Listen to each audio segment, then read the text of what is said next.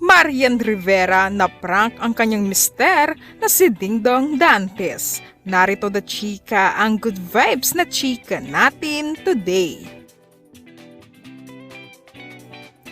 Naghatid ng kilig at aliw sa social media ang pinakabagong video ng mag-asawang Dingdong Dantes at Marian Rivera. Muling ipinakita ng Dongyan ang kanilang natural na chemistry at kakulitan matapos maprank ni Marian ang kanyang mister sa isang nakakatuwang eksena. Sa naturang video makikitang kungwari na puwing si Marian at agad siyang tinulungan ni Dingdong.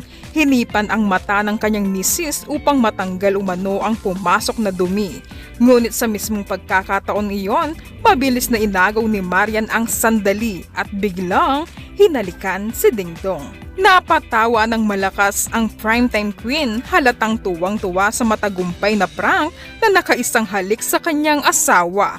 Hindi maikakaila ang sarap ng kanyang tawa na lalong nagbigay kulay at saya sa naturang video. Samantala si Dingdong naman ay nagulat ngunit hindi nagpahuli at game na sinakyan ang biro ng kanyang asawa. Dahil sa kanilang kulitan, muling ipinakita ng Dongyan kung bakit patuloy silang hinahangahan sa showbiz dahil sa walang kupas nilang kaswitan at kakulitan. Ang kanilang simpleng lambingan ay umani na agad ng libo-libong reaksyon at komento mula sa mga netizens na hindi maitago ang kilig.